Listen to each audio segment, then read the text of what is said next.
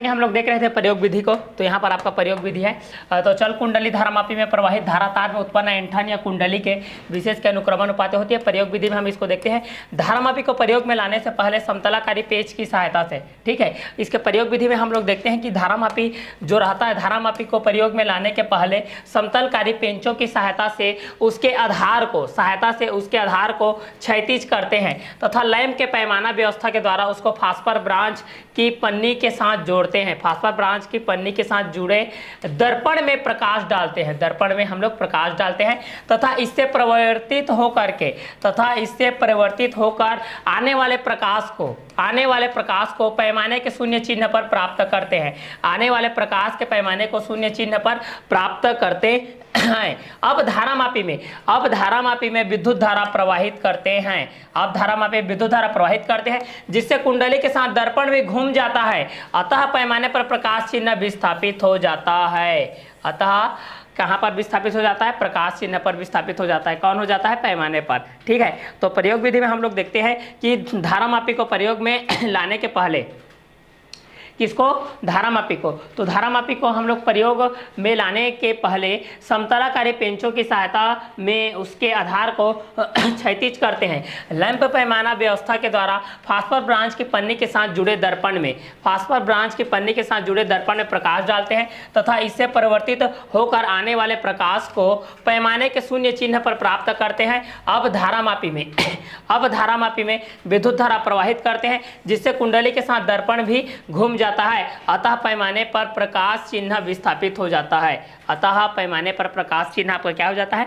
विस्थापित हो जाता है। तो इस चीज को हम लोग इस तरीके से प्रयोग विधि के विधि से अगर इसको शॉर्ट में हम लोग इस तरीके से डिफाइन करें भाई, तो यहाँ पर ये क्या हो जाएगा? प्रयोग विधि के रूप में अगर इसको हम लोग देखेंगे तो धारामापी पहला हो जाएगा। एरो के माध्यम से मैं इसको शो अप कर रहा हूँ। ये धारामापी हो जाएगा। धारामापी को प्रयोग में लाने के पहले धारामापी को समतलकारी पेंच जो कि समतल रहे भाई, समतलकारी पेंच की सहायता से उसके आधार को क्षैतिज कर लेते हैं भाई। उसके आधार को हम लोग क्या कर लेते हैं? बेस को क्षैतिज कर लेते हैं। उसके पश्चात हम लोग यहाँ पर लैंप पैमाना व्यवस्था कर लेते हैं भाई, लैंप पैमाना व्यवस्था कर लेते हैं। उसके पश्चात फास्फर ब्रांच की सहायता से फास्फर ब्रांच की सहायता से पन्नी के साथ जुड़े दर्पण में प्रकाश डाल देते हैं। क्या डाल देते हैं? प्रकाश डाल देते हैं। प्रकाश डालते के बाद इससे परिवर्तित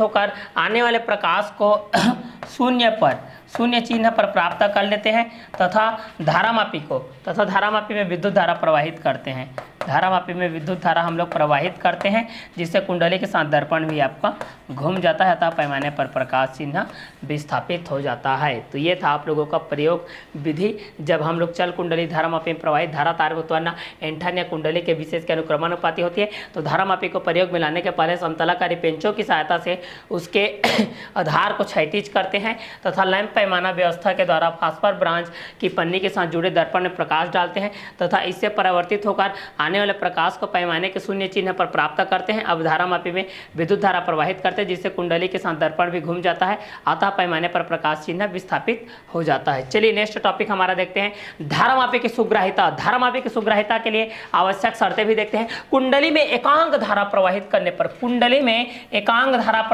पर, किस पर? कुंडली में। ठीक है, तो जब हम लोग कुंडली में एकांक धारा प्रवाहित करते हैं, कुंडली में क्या धारा प्रवाहित करते हैं भाई? एकांक धारा प्रवाहित करते हैं, तो उस पर उत्पन्न जो विक्षेप होता है, उत्पन्न विक्षेप को धारामापी की सुग्राह्यता कहते हैं। धारामापी की क्या कहते हैं? सुग्राह्यता कहते हैं। तो यहाँ पर कितना हो जाएगा? धारामापी की सुग्राह्यता आपका हो जाएगा, तो यहाँ पर क्या होता है? NBA होता है, NBA/K होता है। यहाँ पर धारामापी की जो सुग्राह्यता होता है फाई इक्वल टू आपका कितना होता है? NBA/K होता है, जो कि आपका होता है कुंडली में एकांक धारा प्रवाहित करने पर उसमें उत्पन्न विक्षेप को हम लोग धारामापी की थीटा इक्वल टू धारामापी की सुग्राह्यता कहते हैं। धारामापी की सुग्राह्यता के लिए आवश्यक शर्तें को देखते हैं। धारामापी की सुग्राह्यता के लिए हम लोग आवश्यक शर्तें को देखते हैं। तो यहाँ पर हो जाएगा धारामापी की सुग्राह्यता के लिए आवश्यक शर्तें। धारामापी की सुग्राह्यता के लिए आवश्यक शर्तें को देखते हैं। तो पहला, n का मान अधिक होना चाहिए भाई, n का मान अधिक होना चाहिए, जो प्रेरक संख्या n का मान अधिक होना चाहिए। पहला, n का मान को अधिक होना चाहिए। दूसरा, चुंबकीय क्षेत्र की तीव्रता B का मान को भी अत्यधिक होना चाहिए। दूसरा, B का मान अधिक होना चाहिए। दूसरा है B का मान अधिक होना चाहिए, मतलब चुंबकीय क्षेत्र का मान अधिक होना चाहिए। चुंबकीय क्षेत्र का मान अधिक होना चाहिए। तीसरा क्या होता है, ए का मान अधिक होना चाहिए। ए का मान अधिक होना चाहिए। ए का मान अधिक होना चाहिए। और जो चौथा है भाई, चौथा क्या है, के का मान कम होना चाहिए, क्योंकि डिवाइड में है, जितना कम रहेगा उतना हमारा मान ज़्यादा आएगा, तो के का मान कम होना चाहिए। ठीक, तो धारा मापे की सुग्राह्यता के लिए देखते हैं। कुंडली में एकांक धारा प्रवाहित करने पर, किस पर, कुंडली में एकांक धारा प्रवाहित करने पर उसमें उत्पन्न विक्षेप को धारा मापे की सुग्राह्यता कहते हैं। कुंडली में एकांक धारा प्रवाहित करने पर, किसमें, कुंडली में एकांक धारा प्रवाहित करने पर उसमें उत्पन्न विक्षेप को धारा मापे की सुग्राह्यता कहते हैं। तो कुंडली को जब हम लोग एकांक धारा प्रवाहित करते हैं तो उसमें जो भी उत्पन्न विक्षेप होता है उसको धारा मापे की सुग्राह्यता कहते हैं। इसके लिए थीटा इक्वल टू NBA/K होता है। तो धारा मापे की सुग्राह्यता के लिए हमारे पास आवश्यक शर्तें होते हैं।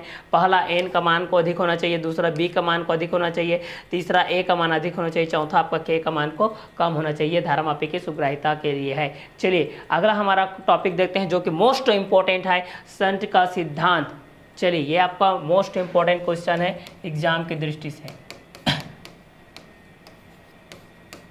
तो इन संभावित क्षतियों से, जब हम लोग संट का सिद्धांत आता है, इन संभावित क्षतियों से सुरक्षा के लिए, मतलब धारा मापे की कुंडली की सुरक्षा के लिए एक समांतर क्रम में कम प्रतिरोध का तार संयोजित करते हैं, जिसे पार्श्व प्रवाही या संट का सिद्धांत कहते हैं। तो ये आपका एग्जाम की दृष्टि से मोस्ट इंपॉर्टेंट क्वेश्चन है आपका। तो इसके लिए चलिए हम लोग व्यंजक का व्युत्पन्न करते हैं, इसके सिद्धांत एवं व्यंजक।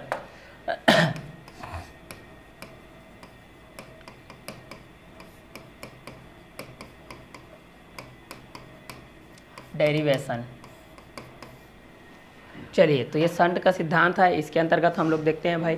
तो इनमें बहुत सारी क्षति होती है। तो धारा मापे की कुंडली के साथ साथ समांतर क्रम में कम प्रतिरोध का तार संयोजित कर दिया, जिसे पार्श्व प्रवाही का सिद्धांत कहते हैं। तो ये आपका इस तरीके से रहता है।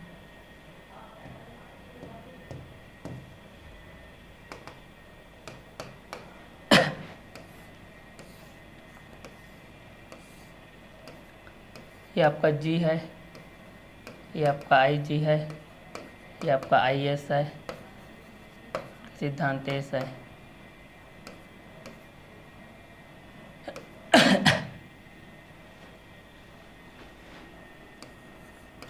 संट का प्रतिरोध S, धारा मापी का प्रतिरोध G है। धारा मापी का प्रतिरोध आपका G है।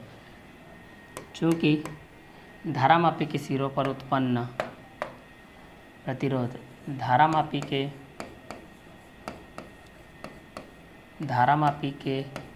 सिरों पर उत्पन्न प्रतिरोध, धारा मापी के सिरों पर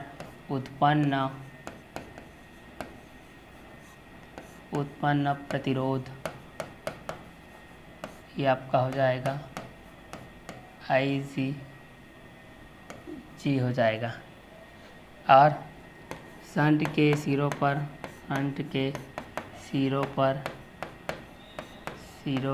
उत्पन्न प्रतिरोध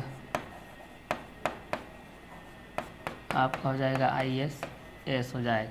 ठीक है, चूँकि I इक्वल टू होता है IG प्लस IS, ये आपका समीकरण नंबर 1 है। ठीक है, ये समीकरण 2 हो गया, ये समीकरण नंबर 3 हो गया। समीकरण 2 व 3 से, समीकरण 2 व 3 से G G equal to I S S, तो यहाँ पर हो जाएगा आई जी के बटे आई एस बराबर हो जाएगा एस बटे जी। ये हो जाएगा समीकरण नंबर, ये आपका 1 है, ये आपका 2 है, ये आपका 3 है, ये आपका हो जाएगा 4। समीकरण 4 के दोनों पक्षों में 1 जोड़ने पर, दोनों पक्षों में 1 जोड़ने पर यह हो जाएगा आई जी बाय आई एस प्लस 1, ये हो जाएगा एस बाय जी प्लस 1। ठीक है, तो पहला शंट का प्रतिरोध एस, धारामापी का प्रतिरोध जी, धारामापी के सिरों पर उत्पन्न प्रतिरोध आई जी इंटू जी, शंट के सिरों पर उत्पन्न प्रतिरोध I S into S, I equal to I G plus I S. ये समीकरण 3 होगा। समीकरण 2 और 3 से I G equal G I S equal to S हो जाएगा, तो डिवाइड करेंगे तो इस तरीके से आ जाएगा। तो ये हो जाएगा आपका आई जी प्लस आई एस के बटे आई एस हो जाएगा equal to S plus G by G हो जाएगा। समीकरण 3 से मान रखेंगे तो इसका मान हो जाएगा आपका आई, तो आई बटे आई एस हो जाएगा इक्वल टू एस प्लस जी हो जाएगा के बटे में यहाँ पर कितना हो जाएगा जी हो जाएगा। यहाँ पर सॉल्व करेंगे तो ये कितना हो जाएगा, यहाँ से हम लोग सॉल्व करेंगे इस चीज़ को, तो यहाँ पर एक चीज़ आ जाएगा आपका जी आई आ जाएगा और यहाँ पर आई एस आ जाएगा इक्वल टू एस प्लस जी आ जाएगा। तो यहाँ से आई का वैल्यू आ जाएगा आपका आई एस और जी plus S plus G by G हो जाएगा। ये पहला हो जाएगा। और इस समीकरण को हम लोग इस तरीके से लिखना चाहेंगे अगर, तो कितना हो जाएगा आई एस, ठीक है, आई जी है तो इसको हम लोग इस तरीके से भी लिख सकते हैं आई एस के रूप में। तो यहाँ पर कितना हो जाएगा आई बटे आई एस, जी आई हो जाएगा और एस प्लस जी है और ये हो जाएगा आपका आई एस हो जाएगा। क्लियर। तो आई एस को हम लोग उल्टा इस तरीके से लिख देते हैं, तो कितना हो जाएगा ये आपका आई बटे I S equal to S plus G by G. तो यहाँ पर आई बटे आई एस इक्वल टू होता है आपका 1 बाय एन। ये समीकरण नंबर हो गया आपका 5, ये समीकरण नंबर 6। तो समीकरण 5 और 6 का एल एच एस बराबर, तो आर एच एस बराबर होगा 1 बाय एन बराबर हो जाएगा एस प्लस जी बाय जी। तब आगे कितना हो जाएगा, आगे देखेंगे तो हम लोग ये हो जाएगा, आगे देखते हैं ये आपका इस तरीके से हो जाएगा। आगे हम लोग देखते हैं, चलिए इस चीज़ को, तो ये कितना हो जाएगा आई जी हो जाएगा, ये हो जाएगा N S plus N G हो जाएगा। तो यहाँ पर हो जाएगा आई जी माइनस एन जी हो जाएगा बराबर एन एस हो जाएगा। मतलब एन एस बराबर हो जाएगा, यहाँ पर जी निकलेगा तो आई माइनस एन हो जाएगा। ठीक है, तो एस का वैल्यू हो जाएगा जी आई माइनस एन बाय एन हो जाएगा। ये आपका अभिष्ट व्यंजक रहेगा, शंट के प्रतिरोध से संबंधित रहेगा ये आपका। क्लियर। तो ये आपका I I S G plus S G plus के इसके रूप में रहेगा। तो ये आपका शंट का सिद्धांत रहते हैं। यदि इन संभावित क्षतियों से सुरक्षित धारामापी के कुंडली के साथ समांतर क्रम में हम कम प्रतिरोध का तार संयोजित कर देते हैं, जिसे पार्श्व है शंट का कहते हैं। सिद्धांत एवं व्यंजक के रूप में हम लोग इस चीज़ को देखते हैं। चलिए नेक्स्ट टॉपिक है हमारे पास, शंट और धारामापी में प्रवाहित होने वाले विद्युत धाराएं, उनके प्रतिरोधों को क्या होती है, व्युत्क्रमानुपाती होती है। क्लियर। तो यहाँ पर बोल रहा है कि जो शंट और धारामापी होती है, इस पर जो प्रवाहित होने वाली विद्युत धाराएं होती है आई, वो उनके प्रतिरोधों के क्या होती है भाई, व्युत्क्रमानुपाती होती है। तो शंट और प्रतिरोध और धारामापी प्रवाहित होने वाली विद्युत धाराएं, उनके प्रतिरोधों के क्या होती है, व्युत्क्रमानुपाती होती है। चलिए आगे देखते हैं। यह धारामापी की कुंडली को जलने से बचाता है, इसका में देखते हैं। तो जो शंट का रहता है उपयोग, यह धारामापी की कुंडली को, यह धारामापी की कुंडली को जलने से बचाता है ना। यह जो शंट रहता है वह धारामापी की कुंडली को जलने से क्या करता है, बचाता है। साथ ही अधिक विक्षेप होने के संकेतक से साथ ही अधिक विक्षेप होने के संकेतक के टूटने का खतरा नहीं रहता है। मतलब यहाँ पर संकेतक के रूप में यहाँ पर ज़्यादा से ज़्यादा इसका कोई भी खतरा नहीं रहता है। तो यह धारामापी की कुंडली को जलने से भी बचाता है, साथ ही अधिक विक्षेप होने से संकेतक के टूटने का खतरा को भी नहीं बने रहने देता है। दूसरा क्या चीज़ होता है, देखिए ये आपका फर्स्ट हो गया। सेकेंड क्या चीज़ बोल रहा है, शंट धारामापी की कुंडली के साथ समांतर क्रम में लगा रहता है। शंट जो रहता है वह धारामापी की कुंडली के साथ समांतर क्रम में लगा रहता है, जिससे धारामापी का परिणामी प्रतिरोध बहुत ही कम होता है, जिससे धारामापी का परिणामी प्रतिरोध बहुत ही कम हो जाता है, अतः इसे किसी विद्युत परिपथ में श्रेणी क्रम में जोड़ने पर परिपथ में बहने वाली धारा के मान में कोई परिवर्तन नहीं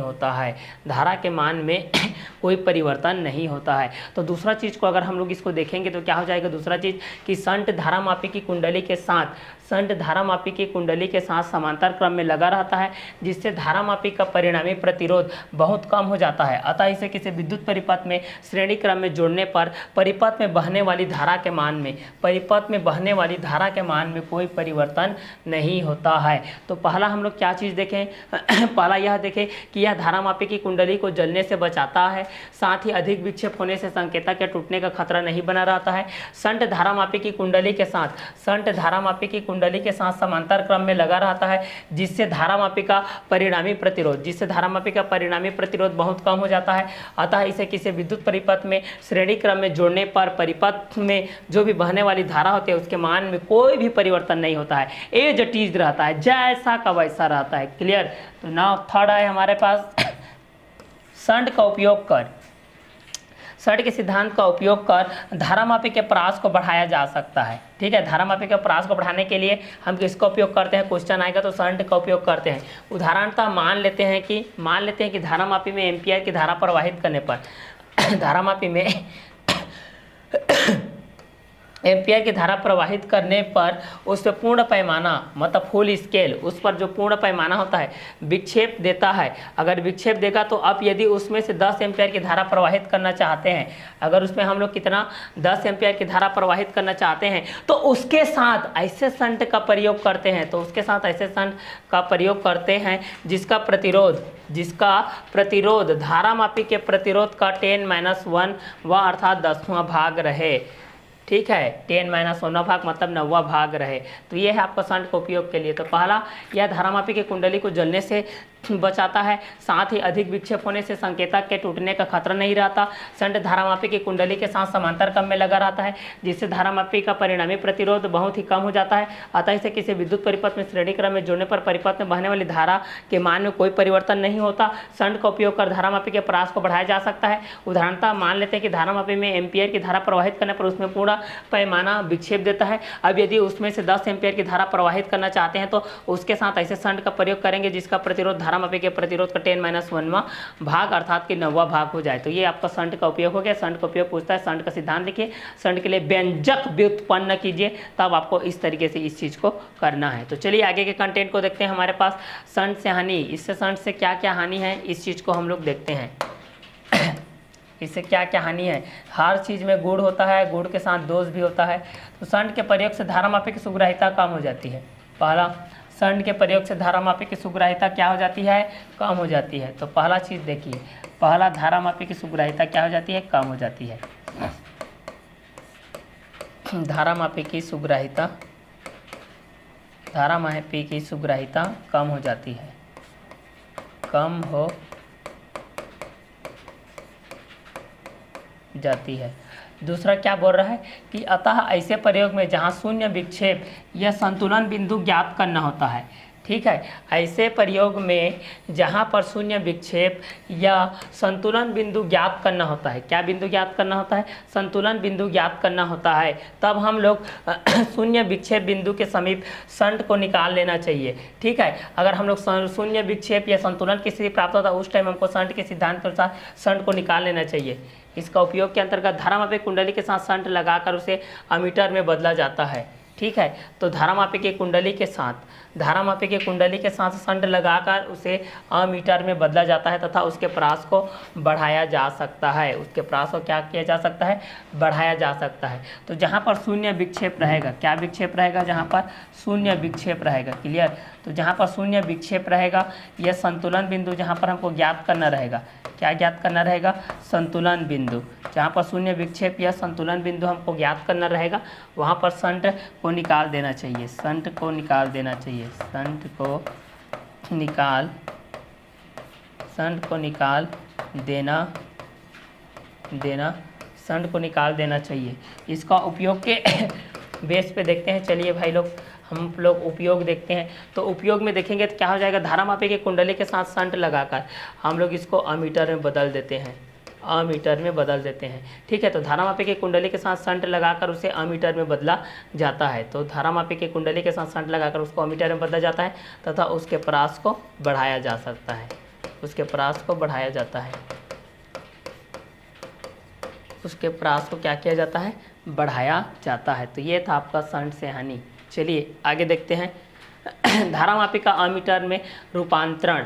तो धारामापी का हम लोग अमीटर में रूपांतरण किस तरीके से करते हैं, इस चीज़ को हम लोग देखते हैं। चलिए, धारामापी का अमीटर में रूपांतरण।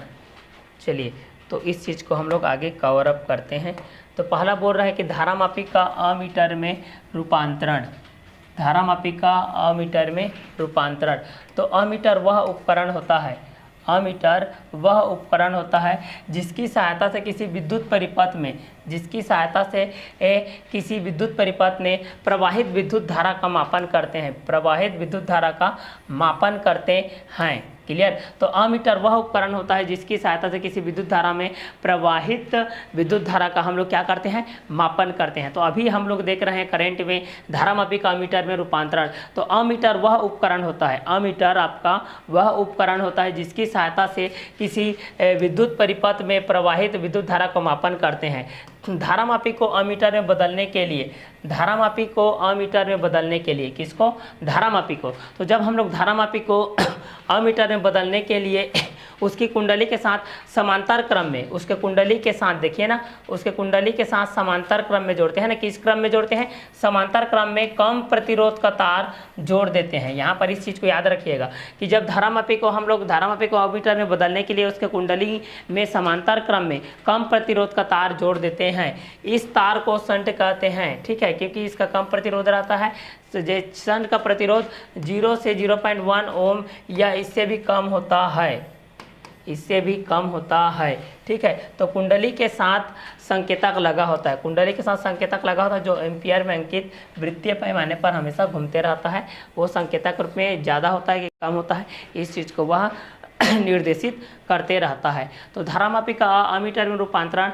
तो अमीटर वह उपकरण होता है जिसकी सहायता से किसी विद्युत परिपथ वे प्रवाहित विद्युत धारा का मापन करते हैं। और धारामापी को अमीटर में बदलने के लिए उसके कुंडली में विद्युत धारा का कुंडली में समांतर क्रम में कम प्रतिरोध का तार जोड़ देते हैं। इस तार को संट कहते हैं।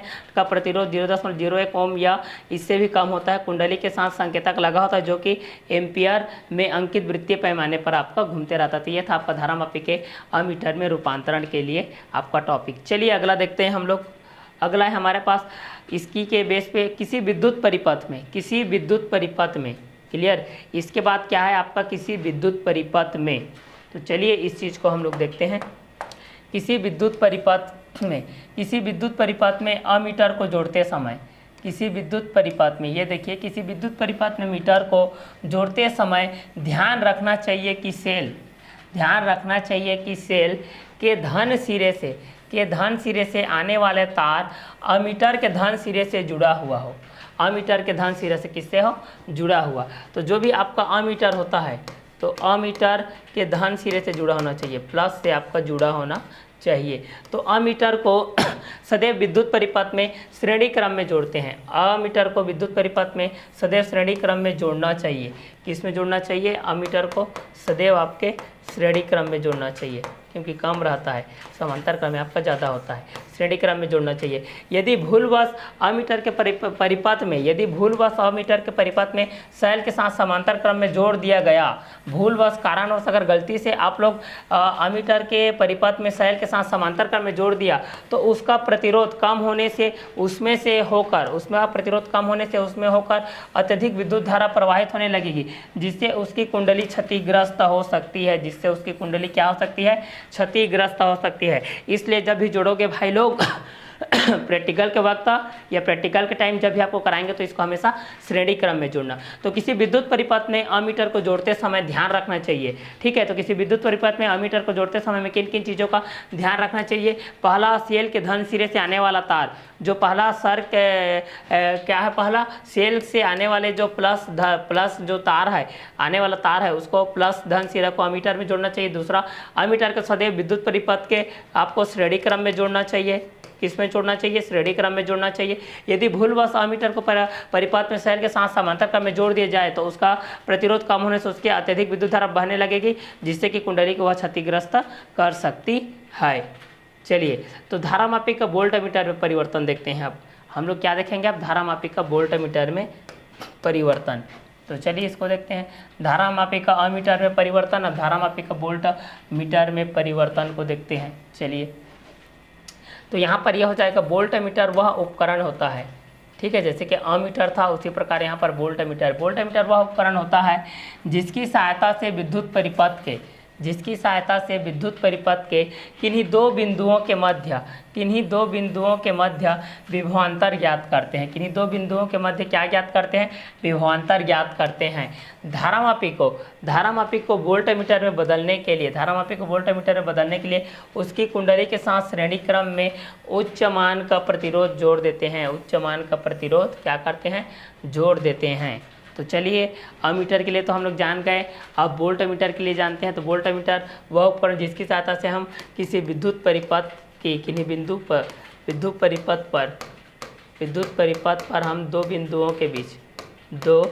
बिंदुओं के बीच हम लोग विभवांतर ज्ञात कर सकते हैं। क्या ज्ञात कर सकते हैं?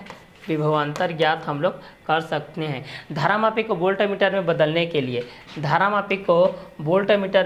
के लिए उसकी कुंडली के साथ श्रेणी क्रम में उच्च मान का प्रतिरोध हम लोग क्या करते हैं? जोड़ देते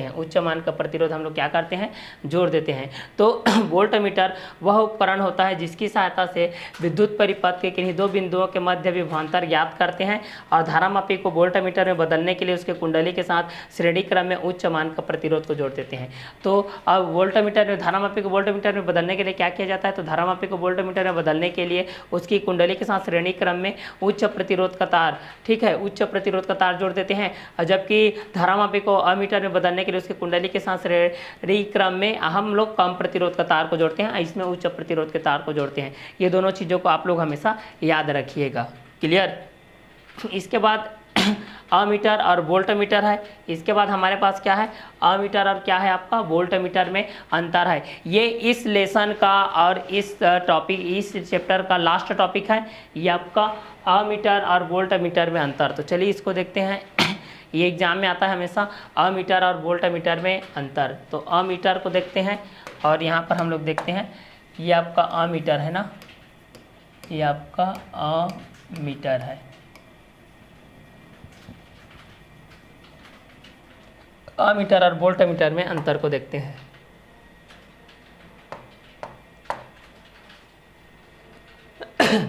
तो पहला है अमीटर है और दूसरा है आपका वोल्टमीटर है। क्लियर? पहला अमीटर है, दूसरा आपका क्या है? वोल्टमीटर है। तो चलिए अमीटर और वोल्टमीटर को देखते हैं। अमीटर में देखते हैं, इसकी सहायता से विद्युत परिपथ में प्रवाहित होने वाली विद्युत धारा की प्रबलता ज्ञात करते हैं। विद्युतीय धारा की प्रबलता ज्ञात करते हैं। तो इसकी सहायता से हम लोग विद्युत परिपथ में प्रवाहित होने वाली विद्युत धारा की प्रबलता को ज्ञात करते हैं। और दूसरा वोल्टमीटर इसकी सहायता से विद्युत परिपथ के किन्हीं दो बिंदुओं के बीच के मध्य विभवांतर को ज्ञात करते हैं। किसको ज्ञात करते हैं? तो विभवांतर को हम लोग, इसकी सहायता से विभवांतर को हम लोग क्या करते हैं? ज्ञात करते हैं। दूसरा चीज़ क्या है? इस चीज़ को हम लोग देखते हैं, इसकी कुंडली के साथ समांतर क्रम में कम प्रतिरोध का तार लगा होता है। ठीक है। इसकी कुंडली के साथ समांतर क्रम में अमीटर में कम प्रतिरोध का तार लगा होता है, जबकि इसका अपोजिट होता है वोल्टमीटर में। इसकी कुंडली के साथ श्रेणी क्रम में उच्च मान का प्रतिरोध लगा रहता है, ठीक है। तो ये आपका श्रेणी क्रम में होता है, ये आपका श्रेणी क्रम और उच्च तार होता है, जबकि यह समांतर क्रम में होता है, और कम प्रतिरोध का तार होता है, ठीक है। थर्ड स्थिति, थर्ड को हम लोग देखते हैं। थर्ड में क्या है, इसे किसी विद्युत परिपथ में सदैव श्रेणी क्रम में जोड़ते हैं। इसे किसी विद्युत परिपथ में सदैव हम लोग श्रेणी क्रम में जोड़ते हैं, और इसे किसी विद्युत परिपथ में हम लोग सदैव समांतर क्रम में जोड़ते हैं, ठीक है। अगर इसको श्रेणी क्रम में जोड़ेंगे तो बहुत बड़ी दिक्कत हो जाएगा, और अमीटर को भी हम लोग अगर समांतर क्रम में जोड़ेंगे तो बहुत बड़ी दिक्कत हो जाएगा, और वोल्टमीटर को भी हम लोग श्रेणी क्रम में जोड़ेंगे तो बहुत बड़ी दिक्कत हो जाएगा। तो चलिए इसका चौथा क्या है, अमीटर का आपका जो चौथा है वह है, इसका प्रतिरोध बहुत कम होता है। एक आदर्श मीटर का प्रतिरोध 0 होता है, ठीक है। तो आपका अमीटर का प्रतिरोध आपका बहुत ही कम होता है, और एक आदर्श अमीटर का प्रतिरोध हमेशा क्या रहेगा, 0 रहेगा। जबकि हम लोग वोल्ट मीटर के लिए देखेंगे तो इसका प्रतिरोध अधिक होता है। वोल्टमीटर के लिए हम लोग देखते हैं तो इसका प्रतिरोध अधिक होता है। एक आदर्श वोल्टमीटर का प्रतिरोध अनंत होता है। क्या होता है आपका, अनंत होता है। तो ये था आप लोगों का अमीटर और वोल्टमीटर में अंतर। तो अमीटर क्या होता है, इसकी सहायता से किसी विद्युत परिपथ में प्रवाहित होने वाली विद्युतीय की प्रबलता ज्ञात करते हैं, जबकि वोल्टमीटर की सहायता से विद्युत परिपथ के किन्हीं दो बिंदुओं के बीच हम लोग विभवांतर को ज्ञात करते हैं। अमीटर इसकी कुंडली के साथ समांतर क्रम में कम प्रतिरोध का तार लगा होता है, इसको हम लोग समांतर क्रम में जोड़ते हैं जिस पर कम प्रतिरोध का तार लगा रहता है। इसकी कुंडली के साथ हम लोग वोल्टमीटर को श्रेणी क्रम में जोड़ते हैं जो कि उच्च मान का प्रतिरोध लगा होता है, जबकि अमीटर किसी विद्युत परिपथ में सदैव श्रेणी क्रम में जोड़ा जाता है, जबकि वोल्टमीटर को विद्युत परिपथ में सदैव समांतर क्रम में जोड़ा जाता है। अमीटर इसका प्रतिरोध बहुत कम होता है, एक आदर्श अमीटर का प्रतिरोध 0 होता है, तथा वोल्टमीटर का प्रतिरोध अधिक होता है, एक आदर्श वोल्टमीटर का प्रतिरोध आपका अनंत होता है। तो ये था आप लोगों का चैप्टर नंबर 4 का गतिमान, आवेश एवं चुंबकत्व का ये लास्ट टॉपिक था। तो आज में ये लेसन आप लोगों का फिनिश है, ये आपका लास्ट टॉपिक था अमीटर और वोल्टमीटर। तो चलिए नेक्स्ट वीडियो लेक्चर हम लोग देखेंगे लेसन 5 के साथ देखेंगे, हम लोग नेक्स्ट वीडियो लेक्चर लेसन 5 के साथ मिलेंगे। तो आज के क्लास को हम लोग यही ओवर करते हैं, नेक्स्ट वीडियो लेक्चर में हम लोग नेक्स्ट अच्छे से टॉपिक के साथ, कंटेंट के साथ हम लोग मिलेंगे। तो इतने में आप लोग बायो-सेवर्ट का नियमानुसार और एम्पियर का परिपथीय नियम, एम्पियर के परिपथीय नियम का आपका मोस्ट इंपॉर्टेंट क्वेश्चन है। बायो-सेवर्ट का नियम क्या होता है, धारावाही ऋजुरेखीय के कारण धारावाही कुंडली की अक्ष पर केंद्र पर, उसके बाहर पर टोराइड के अंदर पर, टोराइड के बाहर पर, टोराइड के भीतर पर वोल्टमीटर और अमीटर पर धारामापी के सुग्राह्यता के शंट का सिद्धांत क्या होता है। शंट के सिद्धांत के अनुसार उसका व्यंजक व्युत्पन्न कीजिए। साइक्लोट्रॉन क्या है, साइक्लोट्रॉन के लिए आप व्यंजक व्युत्पन्न कीजिए। साइक्लोट्रॉन की उपयोगिता क्या है, साइक्लोट्रॉन की सीमाएं क्या है, ये इनके सारे मोस्ट इंपॉर्टेंट क्वेश्चन है। तो बाकी सब मोस्ट इंपॉर्टेंट क्वेश्चन को आप लोग अपने नोट कॉपी में नोट डाउन करते हुए चलेंगे। तो आज के क्लास को हम लोग यही ओवर करते हैं, नेक्स्ट वीडियो लेक्चर में लेसन नंबर 5 के साथ हम लोग मिलते हैं। तब तक के लिए अलविदा, okay bye, have a nice day.